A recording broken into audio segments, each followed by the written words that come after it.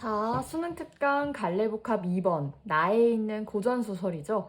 홍길동전 공부 시작해 보겠습니다. 선생님이 또 이렇게 조금씩 업그레이드를 하고 있어요. 말과 필기를 동시에 하려니까 또 글씨가 잘 안 보인다는 이야기가 있더라고요. 선생님은 여러분의 의견을 존중합니다.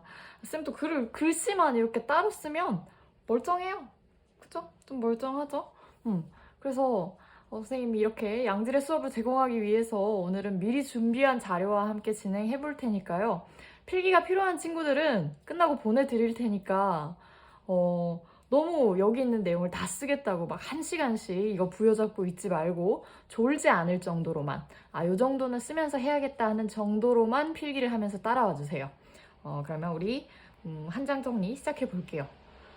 홍길동전 너무 잘 알고 있죠. 아버지를 아버지라 부르지 못하고 형을 형이라 부르지 못하는 우리의 서자 홍길동이 탐관오리들을 벌주고 그들이 쌓아둔 금은부화로 가난한 백성들을 구제했다라는 내용으로 여러분들이 너무 익숙하게 잘 알고 있다고 생각할 테지만 사실 이 홍길동전이 우리 원작에서 내용의 차이를 두고 이렇게 전파된 책들을 이본이라고 하는데 이본들이 30여 편 정도가 있어요. 춘향전이 300편에 있는 경우에 비해서는 좀 적은 편이지만 그래도 이본이 30편이나 있고 내용적으로도 공부를 좀 해둬야 하는 부분들이 꽤 있습니다. 그러니까 선생님이랑 오늘 한 장 정리와 본문 내용 자세히 살펴보면서 다시 한 번 더 오늘을 마지막으로 이제 길동이 안 봐도 되겠다 하는 정도로 한번 해보도록 할게요. 자, 그러면 한 장 정리 시작해 보겠습니다. 짠! 자, 선생님 열심히 준비했죠? 함께 살펴봅시다. 자, 홍길동전을 쓴 허균. 우리 수능특강 고전시가에 가면 견흥이라는 시가 있는데요. 그 시를 쓴 허난설원의 남동생이기도 합니다. 우리 남매의 두 작가, 두 분이 모두 훌륭한 작가로 성장했죠. 홍길동전 공부 마치고 나면 책 덮지 말고 앞으로 돌아가서 견흥이라는 시도 다시 한번 살펴보는 걸 추천드립니다. 그러면 본격적으로 홍길동전 살펴보기 전에 우리가 오늘은 어느 부분에 더 집중을 해서 살펴보면 좋을지 집중 포인트 정리해 볼게요. 자, 집중 포인트 3가지입니다. 첫 번째로는 이 소설이 쓰여진 시대와 사회적인 배경에 대해서 좀 알고 있어야 해요. 그래야 우리가 소설을 이해하는데 훨씬 더 큰 도움을 얻을 수 있기 때문에 첫 번째로는 이 작품이 쓰여진 시대와 사회적 배경에 대해서 정리를 해보겠습니다. 두 번째, 우리 홍길동전 영웅소설이죠. 길동이가 영웅이죠. 영웅소설의 구조에 대해서는 비단 홍길동전뿐만 아니라 다른 영웅소설에서도 적용이 되는 개념이기 때문에 오늘 한번 선생님이랑 정리를 하면서 쭉 살펴보도록 할게요. 마지막 3번째, 소설입니다. 인물과 갈등에 대해서 살펴보지 않을 수 없겠죠. 이 부분은 본문 내용으로 들어가서 우리가 캐릭터들의 말이나 행동, 또 어떤 소재들을 중심적으로 해서 벌어지는 갈등에 대해서 살펴보면서 어떻게 사건이 전개되는지 공부해 보도록 하겠습니다. 그럼 첫 번째로는 시대적 사회적 배경을 알아볼 건데요. 자, 이 홍길동전은 여러 가지 논란이 있기는 하지만 지금까지는 우리나라 최초의 한글 소설로 공부되어지고 있습니다. 왜 이렇게 부르냐면 이 이전 시기의 소설들은 모두 한문으로 쓰여졌거든요. 그리고 대체적으로 중국을 배경으로 소설이 쓰여졌습니다. 그런데 이 홍길동전은 조선을 배경으로 하고 있고요. 심지어 조선에서 벌어지는 여러 가지 사회 문제들에 대해서도 직접적으로 반영을 하고 있습니다. 그런 부분에서 차별점이 있기 때문에 잘 기억해 두고요.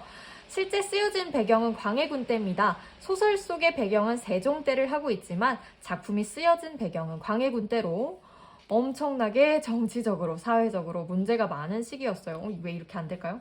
정치적? 정치적으로, 사회적으로 문제가 많은 시기였습니다. 그 중에서도 2가지 부분에 집중을 할 텐데 바로 적서차별과 탐관오리들의 문제죠. 적서차별이라고 한다면 이 조선시대에는 본처를 두고 또 첩을 둘 수 있었어요. 근데 이 첩에 제한이 없었습니다. 이런 첩을 여러 명 둘 수 있는 제도를 우리가 축첩 제도라고 해요. 첩을 여러 명 둘 수 있다라는 거죠. 그렇게 해서 그냥 다 같이 양반으로 잘 먹고 잘 살면 좋은데 또 구분을 둡니다. 우리 본처에게서 태어나면 적자라고 하고요.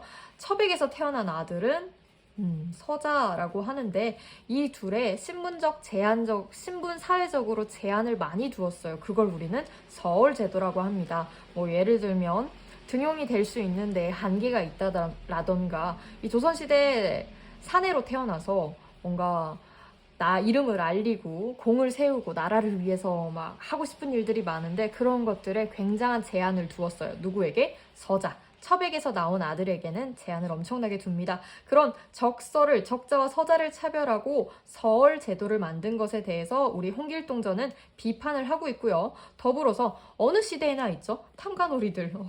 어떻게 시대를 막론하고 있는지 이 탐관오리들의 부정부패에 대해서도 많은 내용들을 다루고 있는 것이 홍길동전에 반영된 조선사회의 문제였습니다. 이런 문제들을 바탕으로 비판하고 주제의식을 강화하고 있기 때문에 우리는 반드시 기억하고 있어야겠죠. 이 부분 잘 공부해두세요. 그리고 나면 영웅소설, 우리 홍길동전 영웅이죠. 영웅소설의 특징도 한번 살펴볼게요. 영웅소설은 총 7단계의 구성으로 되어 있다라고 우리가 정리를 하는데요. 일반적인 소설에 대해서 먼저 정리를 한번 해볼게요. 첫 번째로는 고귀한 혈통입니다. 뭐 하늘에서 태어났다라거나 용왕의 아들이라거나 엄마는 인간인데 아빠는 연못의 용이었고 뭐 이런 내용들, 이런 고귀한 혈통이 필요하고요. 그렇게 태어나는데 비정상적으로 태어나야 합니다. 이게 무슨 말인고 하니 뭐 알에서 태어났다라던가 혹은 뭐 바다에 둥둥둥둥 떠 있었다라던가 엄마 배에서 며칠 지나지 않아서 태어났다라던가 이런 기이한 출생이 필요하고요. 이렇게 태어난 영웅은 굉장히 뛰어난 능력과 지혜를 갖추고 있습니다. 이렇게 뛰어난 능력과 지혜를 이제 쌓아가는 중에 첫 번째 시련을 맞게 되는데요. 이 시련은 아직 다 성장하지 않았기 때문에 필요한 사람이 있습니다. 누구겠어요? 당연히 조력자겠죠. 우리 조력자의 도움이 필요해요. 그래서 어린 시절에 맞게 되는 첫 번째 시련은 조력자가 등장해서 위기를 극복하게 도와주고요. 이 영웅의 성장도 돕게 됩니다. 그렇게 성장한 영웅이 또 다른 위기를 맞게 되는데요. 이 위기야말로 성장 후의 위기이기 때문에 영웅이 직접 투쟁을 해서 성취하게 됩니다. 본인이 이루고자 하는 목적을요. 그렇게 극복해서 성취된 욕망이 이상향이나 뭔가 본인이 꿈꿔왔던 삶으로 나타나게 되는 것이 바로 영웅소설의 특징이죠. 그렇다면 이 영웅소설의 특징이 홍길동전에는 어떻게 드러나고 있는가 하고 보면 첫 번째로 우리 홍길동의 아버지인 홍대감 엄청나게 명문 집안입니다. 이 명문 집안에서 태어나는 거야말로 고귀한 혈통이라고 볼 수 있죠. 그런데 어머니가 이렇게 하지 말까요? 어머니가 시비입니다. 어머니가 노비 출신이에요. 시비는 우리 여자 노비를 이르는 말, 남자 노비는 노복이라고 하죠. 그러니까 노비 출신인 어머니에게서 태어난 게 조금 비정상적인 출생으로 볼 수 있고요. 더불어서 홍대감이 길동이를 낳기 전에 엄청난 태몽을 꾸게 됩니다. 그 태몽 역시 영웅소설 구조에 영향을 준다라고 할 수 있죠. 반영되었다라고 할 수 있죠. 세 번째, 아주 어려서부터 총명했다고 해요, 길동이. 그리고 배우는 도술도 모두 배우는 족족 자기의 것으로 만들어서 다 부릴 수 있었다고 하고요. 그렇다 보니까 신기하게 첫 번째 시련을 맞을 때 조력자가 등장을 안 하는데요. 이 첫 번째 시련은 홍대감이 우리 아까 축첩제도라고 이야기를 했었죠. 홍길동의 어머니인 춘섬 전에도 첩이 있었어요. 그 첩의 이름이 바로 초란입니다.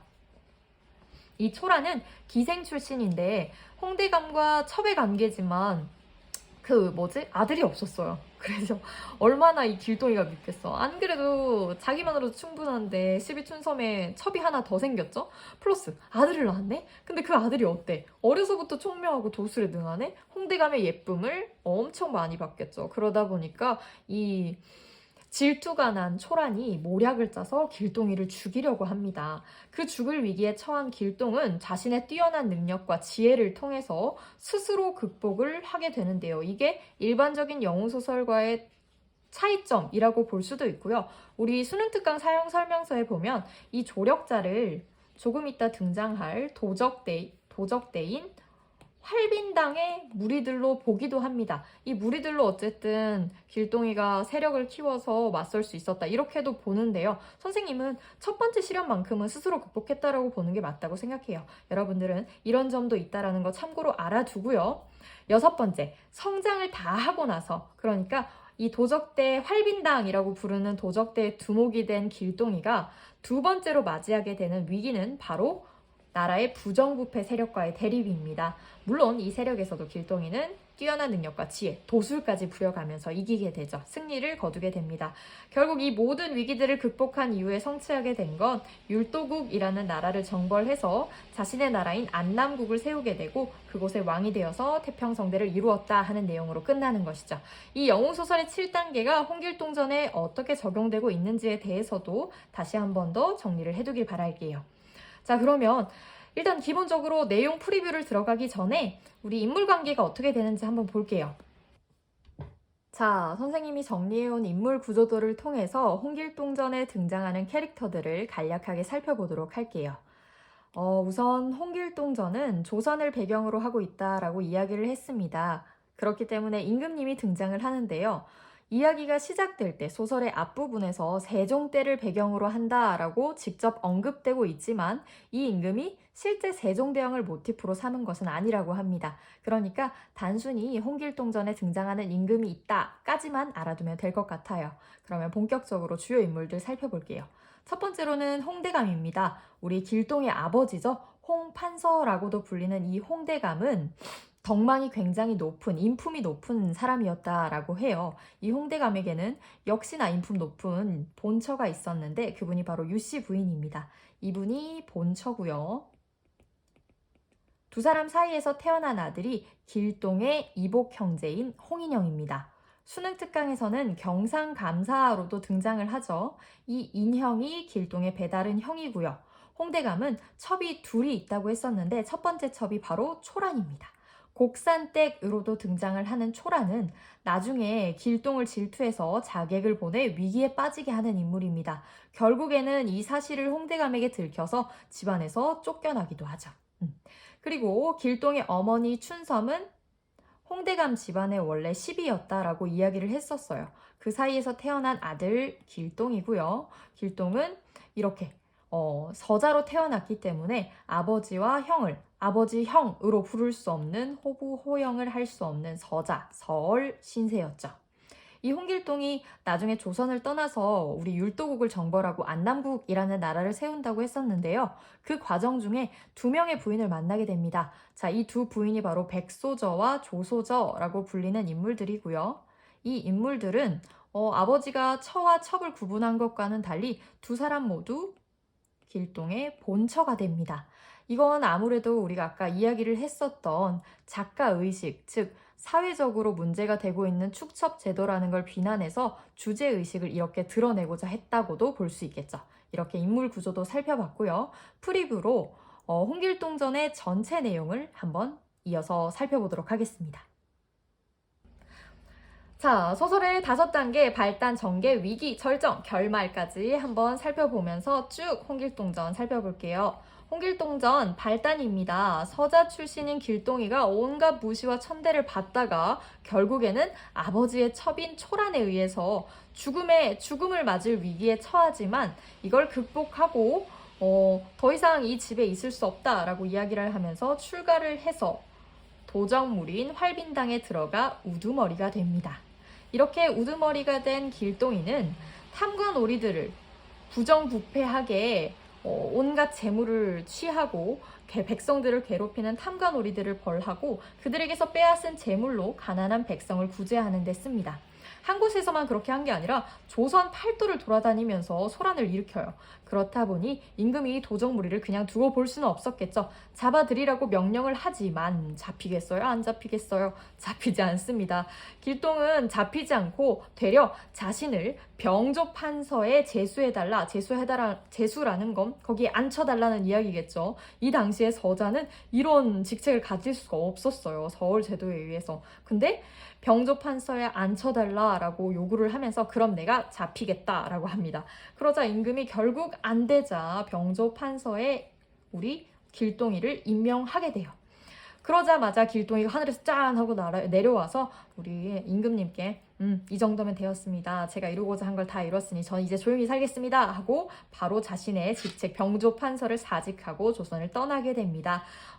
우리 이 부분이 수능특강에 실려져 있었죠. 그러고 나면 결말 부분에서 길동은 제도라는 섬에 정착을 하게 되는데요. 그 근처에 율도국이라는 나라를 발견하고 그 율도국이 형편없이 정치적으로 굉장히 형편없고 사회적으로도 문란하게 흘러가고 있는 걸 보고 내가 이 나라를 다스려야겠다. 정벌을 한 뒤에 안남국으로 나라의 이름을 바꾸고 왕이 되어서 태평성대를 이루었다라는 것이 우리 홍길동 전체 줄거리입니다. 이렇게 프리뷰까지 맞춰보았으니까 우리는 수능특강에 실려있는 본문 내용을 좀 더 자세히 살펴본 뒤에 갈래와 성격, 주제, 그리고 전체적으로 다시 한 번 더 특징을 정리해보도록 할게요. 자, 수능특강에 실려있는 홍길동전 본문 리뷰 함께 해보겠습니다. 자, 하루는 나귀를 탄 한 소년, 길동이겠죠. 홍길동이 하인 수십 명을 거느리고 관아의 문 밖에 와서 감사뵙기를 청했다. 이 감사는 경상감사, 즉 홍길동의 이복형을 말합니다. 자, 여기 왜 찾아왔느냐? 우리 길동이가 집을 떠나서 출가하고 난 이후에 활빈당의 우두머리가 되어서 탐과 놀이들을 막 들쑤시고 다니니까 임금이 잡아와라, 저 도적대를 잡아와라 라고 했겠죠. 그때 우리 길동의 이복형에게도 길동을 잡아오라는 이야기를 했습니다. 그러다 보니 형도 이제 길동을 기다리고 난처한 처지에 있었겠죠. 자, 감사가 들어오라 하니 그 소년이 마루 위에 올라서 절하며 인사를 올리거늘, 자, 이렇게 자수를 하러 온 상황이죠. 그 상황에서도 유교적 예를 갖추는 모습을 보이고 있습니다. 감사가 눈을 들어 자세히 보니 누구겠어요? 동생이지. 항시 기다리고 있던 길동이었습니다. 크게 놀라고 기뻐요. 너무 기쁘겠죠. 여러 가지 임금께 보여야 하는 걸 다 떠나서 오랜만에 동생을 봤으니까 아주 기뻤을 겁니다. 또 무사했기 때문에 더 기뻤겠죠. 크게 놀라고 기뻐 좌우를 물리치고 그 손을 잡고 목이 메어 눈물까지 흘리네요. 우애를 엿볼 수 있는 장면입니다. 눈물을 흘리며 말합니다. 길동아, 너 한 번 집을 나간 후로 살았는지 죽었는지 알지 못하며 아버님께서 병이 깊어지셨거늘. 자, 아버지는 이때 병이 든 상태였어요. 아무래도 여러 가지로 걱정도 생기고 나이도 들고 하시니까 병이 이제 들었겠죠. 그리고 그 병이 깊어지셨거늘 너는 갈수록 불효를 끼칠 뿐 아니라 나라에 큰 근심이 되니 불효를 할 뿐만 아니라 불충까지 하니 네 무슨 마음으로 불효를 행하며 또한 도적이 되어 세상에 비할 수 없는 죄를 짓는 것이냐. 이런 이유로 전하께서 진노하시어 나에게 너를 잡아들이라 하셨으니 이거는 피할 수 없는 운명이죠.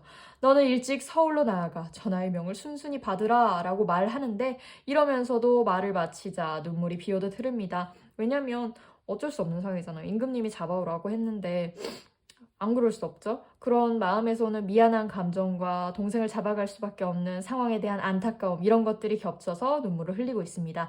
길동이 머리를 숙이고 말하기를 제가 여기 온 것은 아버님과 형을 위태로움에서 구하고자 함이니, 그러니까 아버지와 형을 위해서 온 것이다. 효를 다하고자 찾아온 것이다. 어찌 다른 말이 있겠습니까?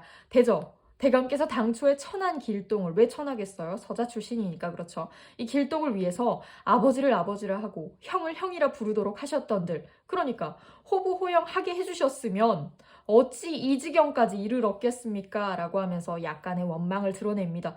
그럴만하죠. 지난 일은 말해봤자 쓸데없거니와 이제 아우를 결박하여 서울로 올려 보내소서라고 하면서 자수를 합니다. 자, 하고는 다시 말이 없었다. 감사가 이 말을 듣고 슬프지만 어떡해요. 장계라는 건 이제 임금님께 보고드리는 보고서 정도로 보면 되고요. 그걸 지어서 길동의 목에 칼 씌우고요. 이제 죄수에게 씌우는 칼이죠. 칼을 씌우고 발에 족쇄를 채워 수레에 싣고 건장한 장교 10여 명을 뽑아 죄인을 호송하게 했다. 밤낮으로 쉬지 않고 부지런히 가게 하니 각 읍에 있는 백성들이 길동의 죄주를 들었는지라 잡혀온다는 말을 듣고 길을 메울 정도로 나와 구경했다라는 걸 보면 사람들이 너무 궁금했겠죠. 우리 지금 세상에 이런 일이 같은데 나온 사람이 우리 동네에 온다 그러면 나가서 볼 수 있잖아요. 근데 그거보다 전국적으로 조선 팔도에 유명한 사람이었으니까 얼마나 궁금했겠습니까. 여러 사람들이 길동에 대해 호기심을 보이고 있는 장면입니다. 이때 근데 이게 웬걸? 팔도에서 다 길동을 잡아 올립니다. 그러니까 홍길동이 지금 8명이란 이야기예요. 각 도마다 한 명씩. 조정과 장안의 백성들은 당황하여 어찌할 줄을 모르고 누가 길동인지 알 사람이 없었다. 이게 바로 길동이 부리는 신이한 도술, 요술을 부리는 거죠. 영웅소설에서 나오는 정기적인 특성 1번입니다. 앞으로도 계속 나오니까 번호를 한번 매겨보세요. 임금께서도 놀라 신하들을 모두 보고 친히 신문하고자 하셨다. 8길동을 잡아 올리니 저희끼리 서로 다투며 아뢰기를 네가 진짜 길동이요. 난 아냐. 라고 이야기를 하면서 임금님을 좀 놀리고 있어요. 하며 싸우니 누가 진짜 길동인지 분간할 수가 없었다. 임금께서 괴이하게 여겨 즉시 홍아무개, 누구겠습니까? 길동의 아버지겠죠. 길동의 아버지를 불러서 말씀하셨습니다. 아들 알아보는 데는 아버지만한 사람이 없다니 저 8명 중에 너의 아들 찾아내라. 홍공이 황공하여, 자, 이 홍공, 호칭이 바뀌었지만 길동의 아버지라는 걸 알 수 있어야 합니다. 고전 소설에서는 여러 가지 호칭이 등장하지만 사건의 전개에 따라서 또는 인물의 대사 순서를 추론해 가면서 우리 바뀐 호칭으로도 누가 누구인지를 구별해낼 수 있어야 해요. 머리를 조아리고 죄를 청하며 말하기를 신의 천생 길동은, 저에게서 태어난 길동은 왼쪽 다리에 붉은 혈점이 있사오니 이를 보면 알 것이옵니다. 하고 8길동을 꾸짖습니다. 자, 이 붉은 혈점이 바로 길동의 신체적 특징인 빨간색 점이고요. 이런 소재를 통해서 진짜 길동을 가려낼 수 있게 되는 거죠. 이 소재의 역할, 의미 정도라고 보면 되겠네요. 너 지척에 임금이 계시고 너 홍길동 너의 지척 바로 가까운 자리에 임금님이 지금 계시고 그 아래에 내가 있는데도 충과 효가 다 있는데 이렇게 천고에 없을 죄를 지었으니, 천고라는 건 아주 오랜 시간이라는 뜻입니다. 아주 오랜 과거 동안 없었던 그런 큰 죄를 너가 지었으니 죽기를 아까워하지 말라. 자, 아버지로서 아들에게 죽으라고 말을 한다는 건 정말 엄청 화가 나고, 자, 엄청 큰 죄를 지었을 때 할 수 있는 말이겠죠. 이렇게 충과 효를 저버린 길동에게 너 죽기를 두려워하지 말고 어서 너의 죄를 고하라 라면서 충과 효를 중시하는 사고를 보여주고요. 그러면서 홍공이 피를 토하고 엎어져 기절합니다. 왜요? 우리 아까 형이 얘기해줬죠. 감사가 아버지께서 편찮으시다고 했어요. 그래서 너무 이제 기력을 많이 하다 보니까 피를 토하고 엎어져 기절합니다. 임금께서 너무 놀라서 이제 약사에게 약을 구하도록 하였으나 이걸 약을 가지고 와도 별다른 차도를 보이지 않았습니다. 나아지지 않자 8길동이 이 광경을 보고 동시에 눈물을 흘리며 주머니에서 환약을 1개씩 꺼내어 이 아버지의 입에 넣어드리니 홍공이 반나절 후에 정신을 차리게 되었다. 그래서 이 환약은 아버지를 향한 길동의 효를 알 수 있는 소재라고 볼 수 있습니다. 자, 넘어가서 중략 부분에서 이제 8명의 길동이 모두 허수아비로 쓰러집니다. 그러니까 모두 다 가짜였다라는 얘기죠. 이 부분도 영웅소설의 전기적인 요소라고 볼 수 있고요. 그러고 나서 길동이 초인 이 8명의 허수아비를 모두 풀로 만든 사람을 모두 없애고 두루 다니다가 4대문에 이제 문이 4개가 있습니다. 8개가 아니라 4개가 있었죠. 이 4대문에 방을 붙이는데요. 방이라는 건 우리 혹시 그 사극 드라마 같은 거 보는 거 좋아하는 친구들 보면 그 종이에다가 글을 막 써서 이렇게 붙이죠. 그래서 그런 방을 붙이는데 서자신분의 한계를 넘어서 입신양명하고자 하는 소원을 이 방에다가 적어 붙입니다. 원하는 바를 직접 제시하고 있는 거죠. 누구에게? 임금님 보라고 했겠죠. 자, 이렇게 적혀 있습니다. 요신 홍길동은 아무리 해도 잡지 못할 것이나 병조판서로 임명하시면 잡힐 것입니다. 그러니까 말도 안 되는 거죠. 이 당시로서는 서자 신분이 이렇게 높은 직책이 된다라는 건 정말 꿈도 못 꿀 일입니다. 근데 이걸 하게 해주시면 제가 제 발로 걸어 들어가겠습니다. 라고 지금 방을 붙인 거고요. 임금께서 그 방문을 보시고 이걸 보시고 조정 신하들을 모아 의논합니다. 신하들이 말해요. 이제 그 도덕을 잡으려 하다가 잡지도 못하고 도리어 병조판서에 제수하는 것은 절대 안 되죠. 자, 제수는 선생님이 임금님이 직접 벼슬을 내리는 거라고 적어뒀습니다. 그러니까 도적을 잡지도 못했는데 높은 벼슬을 준다고요? 그것도 서자 출신 홍길동에게? 그건 안 될 말이죠. 라고 하니 임금은 그 말이 옳다고 여겨서 다만 경상감사 홍길동의 형이었죠. 형에게 길동을 잡을 것을 재촉합니다. 그러니까 형은 어땠겠어요? 너무 안타깝지 않아요? 경상감사는 임금의 명령을 받고 놀랍고 두려워 어찌할 줄을 모릅니다. 굉장히 곤란한 처지가 된 거죠. 그러자 길동이가 옵니다. 하루는 길동이 공중에서 내려와 절하고 말합니다. 자, 이 상황에서도 절 꼭 해야 돼요. 왜? 유교적으로 이제 형에 대해서 공경하는 태도를 취해야 되니까요. 그리고 공중에서 내려온다라는 것 자체에 굉장히 신기한 도술이죠. 요술적인 부분이죠. 그래서 정기적인 특성이 또 드러났다라고 해석할 수 있고요. 지금은 진짜 길동입니다. 자, 이거 무슨 말이야? 아까 그 8명, 팔도에서 나온 8명 중에 한 명이 형한테 갔잖아요. 근데 걔도 가짜였잖아요. 그러니까 이제 지금은 저 진짜 길동입니다. 형님, 아무 염려 마시고 아우를 결박해서 서울로 보내주소서라고 하면서 이제 형의 뭐라고 해야 될까요? 형이 처한 상황을 좀 해결해 주고자 길동이 또 제 발로 걸어 들어온 겁니다. 감사가 이 말을 듣고 손을 잡고 눈물을 흘리며 말합니다. 야, 이 철없는 아이야. 얼마나 답답할까. 자, 너도 나와 형제인데 아버지와 형의 교훈 어떤 교훈이겠어요? 나라 좀 어지럽히지 말고 임금께 복종하고 유교적으로 덕목 좀 지키고 살아라. 라는 이 교훈을 듣지 않고 온 나라를 소란케 하니 어찌 애달프지 않으리요. 너 이제 진짜 몸으로 와서 나를 보고 잡혀가기를 자원했으니 그건 또 기특하지. 자, 채찍 주고 당근 주고. 자, 급히 길동의 왼쪽 다리를 보니 과연 우리 아까 확인했었죠. 붉은 혈점, 길동의 정체를 확인할 수 있는 소재인 이 붉은 혈점이 길동의 왼쪽 다리에 있습니다. 즉시 팔다리를 결박해 수레에 넣고 건장한 장교 수십 명을 뽑아 철통같이 에워싸고, 왜죠? 이제 길동이가 도수를 부린다라는 걸 잘 알고 있기 때문에 또 도망갈까봐 이렇게 철통같이 에워싸고 비바람같이 몰아갔으나 비유법들 사용되고 있고요. 그럼에도 불구하고 길동의 안색은 조금도 변하지 않고 비범함을 보여주고 있습니다. 여러 날 만에 서울에 다다랐어요. 공간 이동되었습니다. 또 대궐문에 이르러서 길동이 한 번 몸을 흔들어 움직이니 어떻게 됩니까? 묶고 있던 굵은 쇠사줄은 다 끊어지고 수레를 깨고 길동이 공중에 올라 표연히 또 구름과 안개에 묻혀 사라지니 장교와 군사들 어이없어 공중만 바라보며 다만 넋을 잃을 따름입니다. 어찌할 수 없어서 이 일을 임금께 아뢰니 임금께서 듣고 말씀하시기를 아휴, 무슨 천구에 이런 일이 대체 어디 있으리요? 임금께서 크게 근심하시니 신하들 중 한 명이 아휴, 그러면 그냥 길동의 소원이 병조판서 한번 하게 해주고 조선 떠난다고 했으니까 그 소원 들어주면 저 스스로 감사하고 그때 돌아오면 이때를 틈타 잡는 것이 좋을까 합니다. 라고 하면서 의도적으로 길동을 병조판서에 임명하고 그래서 그때를 노려서 우리가 잡읍시다. 라고 이야기를 하는 겁니다. 임금께서는 이 말이 옳다고 여기시어 즉시 홍길동을 병조판서에 제수하시고 사대문에 방을 붙여서 이제 알립니다. 그걸 본 길동이 이 말을 듣고 즉시 사모관대에 무소불로 장식한 띠를 두르고, 자, 이 사모관대에 무소불로 장식한 띠를 두른다라는 건 굉장히 높은 관직의 의관을 이야기하고 있는 겁니다.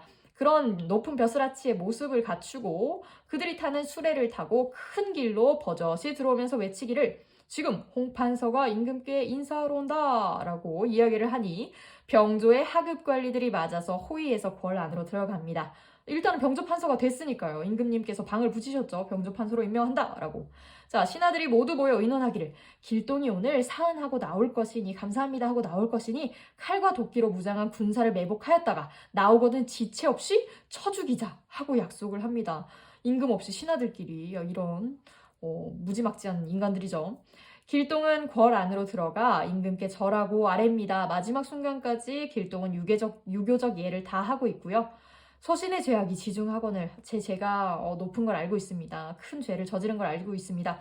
임금님께서 그럼에도 불구하고 저에게 병조판서를 제수해 주시니 평생의 한을 풀고 돌아갑니다. 이 한이라는 건 이제 서자 출신으로서 입신양명을 할 수 없었던 그런 상황에서 깊어져 갔던 한을 얘기하겠죠.